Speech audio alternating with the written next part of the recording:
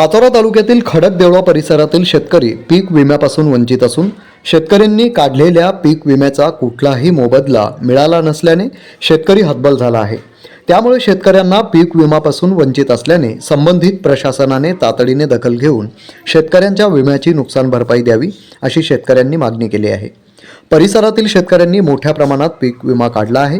शेतकऱ्यांना आशा होती की पिकाचे नुकसान झाले तर पीक विम्यापासून आपल्याला नुकसान भरपाई मिळेल, परंतु या आशेवर पाणी फिरले आहे। विमा कंपनीने कुठलेही नुकसान भरपाई शेतकऱ्यांना दिले नसल्याने शेतकऱ्यांनी तीव्र संताप व्यक्त केला आहे। तरी नुकसान भरपाईची मागणी शेतकरी वर्गातून होत आहे। प्रकाश बाबू पटेल खडकदेवळा बुद्रुक येथील शेतकरी आहे। मी 2025 पीक विमा काढला आहे।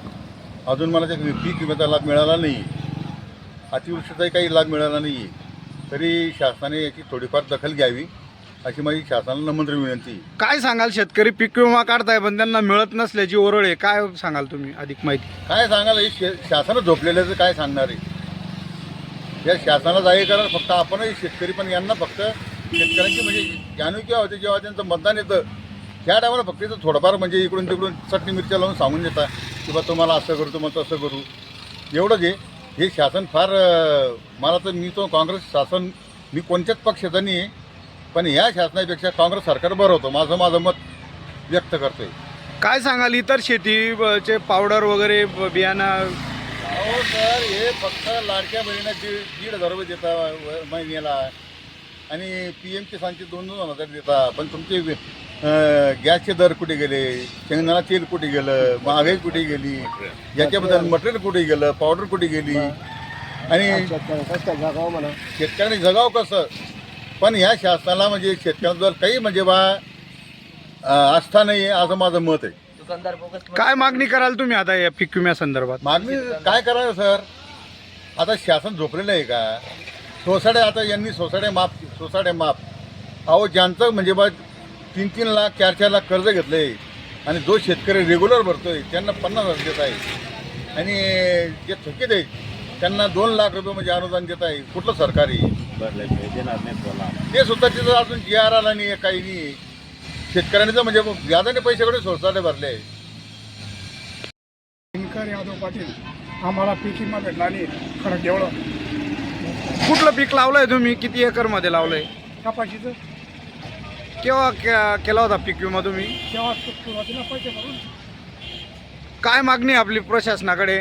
पीक विमा भेटायला पाहिजे भेटला नाही का? नाही।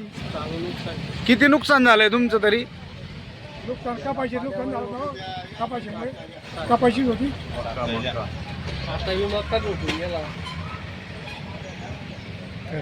गणेश रामचंद्र पाटील बोलतोय। चालू पीक विमा आम्हाला मिळाला नाही, त्या शासन काही दक्षता घेत नाही त्या बाबतीत। अजून काय सांगाल तुम्ही, कुठल्या पिकाचा विमा केला होता आणि कोणत्या वर्षी केला होता? कपाशीचा केला होता काय सांगाल? 10 वर्षाचा, तरी शासन काही दखल घेत नाही, काही त्याच्यावर निर्णय घेत नाही, काही पैसे पाठवत नाही। बस आपली काय मागणी वरिष्ठ अधिकाऱ्यांकडे विम्या संदर्भात? एकतरी आम्हाला काहीतरी काय पीक झालेलं नाही कपाशीचं, तर 20-25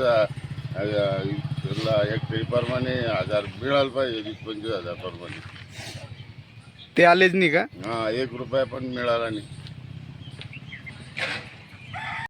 मी युवा शेतकरी प्रशांत नाना पाटील खडकदेवळा बुद्रुक येथून बोलत आहोत। आपण जर सध्या बघितलं तर शेतकऱ्यांना मोठमोठ्या प्रमाणावर अस्मानी आणि सुलतानी संकट येताना दिसत आहेत। आपण जर बघितलं तर शेतकऱ्यांना ज्यावेळेस अतिवृष्टी झाली त्यावेळेस महाराष्ट्र शासनाने 50,000 रुपये हेक्टरी अनुदान हे घोषित केलेलं होतं। त्या अनुदानातील शेतकऱ्यांना कवडी मोलाप्रमाणे म्हणजे तुटक याच्या स्वरूपामध्ये लोकांना अनुदान हे वितरित करण्यात आलं। तर त्याचप्रमाणे शेतकऱ्यांना जे मिळणारं अनुदान होतं पीक विमा संदर्भात, ते अनुदान शेतकऱ्यांना आजपर्यंत सरकारने अदा केलेलं नाही। आपल्या शेजारी जर बघितलं तर मराठवाड्यात, पश्चिम महाराष्ट्र आणि विदर्भातील शेतकऱ्यांना पीक विमाची रक्कम ही वाटण्यात आलेली आहे। तरी जळगाव जिल्ह्यातील कांदिवलीतील शेतकऱ्यांना ही रक्कम वाटण्यात अजूनपर्यंत कुठल्याही प्रकारची सुरुवात झालेली नाही आहे। तरी मला तरी असं वाटतं की संपूर्ण खडकदेवळा गावातील ग्रामस्थ आणि शेतकरी मंडळींना असं वाटतंय की आपल्या या रकमेचा मोठ्या प्रमाणात अपहार तर झालेला नाही बुवा। याबाबत आपले प्रशासन आणि सरकारी यंत्रणा कुठल्याही प्रकारे बोलण्यास उत्तर देण्यास अनुत्तरित आहेत। तर हा जो काही गोड दिसतो आपल्याला प्रत्येक वेळेस जे शेतकऱ्यांना अनुदान मिळतंय हे टाळूवरचं लोणी खाणं आपण असं म्हणतो, तर शेतकऱ्यांच्या टाळूवरचं लोणी हे अधिकारी लोक आपल्याला कर्मचारी लोक खाताना दिसत आहेत. तरी सदर गोष्टीमध्ये सरकारी अधिकारी लोकांनी हस्तक्षेप करून आणि शेतकऱ्यांचा पीक विमा हा का प्रलंबित आहे किंवा आपले कार्यसम्राट जे काही अधिकारी असतील यांनी लवकरात लवकर या गोष्टीची सखोल चौकशी करून शेतकऱ्यांना जे काही पीक विमा संदर्भात हेक्टरी अनुदान मिळणार आहे ती रक्कम लवकरात लवकर खळदोळ्यातील तसेच आपल्या जिल्ह्यातील व आपल्या विभागातील शेतकऱ्यांना लवकरात लवकर देण्याची ही जी काही कळकळीची ग्रामस्थांकडनं विनंती आहे. आणि या संदर्भात लवकरात लवकर काहीतरी आपला निर्णय हा सरकारने जाहीर करावा असं मला वाटतंय.